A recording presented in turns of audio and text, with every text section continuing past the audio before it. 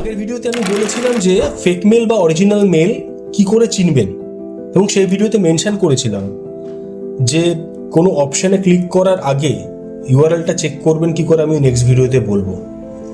ভাবুন আপনার মেলে কোনো বাটন দেওয়া আছে, click here to subscribe, click here to verify, click here to download, button দেওয়া আছে, কিন্তু আপনি জানেন না যে বাটনে ক্লিক করলে কোথায় গিয়ে রিডাইরেক্ট করবে।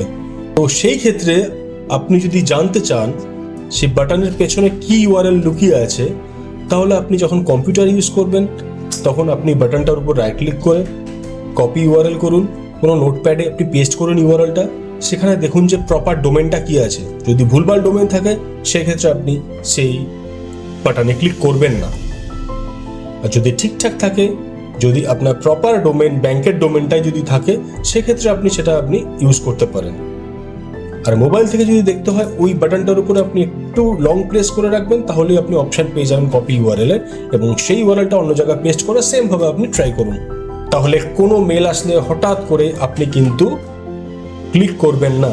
আগের ভিডিওতেও আপনাকে বলেছি যে কোনো ব্যাংকের মেল আসলে আগে ব্যাংকের মেলটা সেন্ডারের মেল আইডিটা ভেরিফাই করুন, প্রপার ডোমেন আছে নাকি। যদি আপনার কোনো সন্দেহ মনে হয় তাহলে আপনি শো অরিজিনাল ইনফোতে করে সবকটা রেকর্ডসকে চেক করুন, সেগুলো যদি পাস করে যায় তাহলে বাটনটাকে প্রপারলি চেক করুন। চেক করেই কিন্তু আপনি যে কোনো বাটনে ক্লিক করুন। ভুল করেও কিন্তু কোনো লিঙ্কে না বুঝে ক্লিক করবেন না।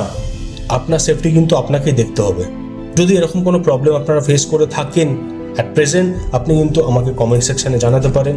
এবং যদি ভিডিওগুলো আপনার ইউজফুল লেগে থাকে তাহলে কিন্তু ভিডিওগুলো আপনি লাইক করুন, শেয়ার করুন, আমাকে সাবস্ক্রাইব করুন, আমাকে ফলো করুন।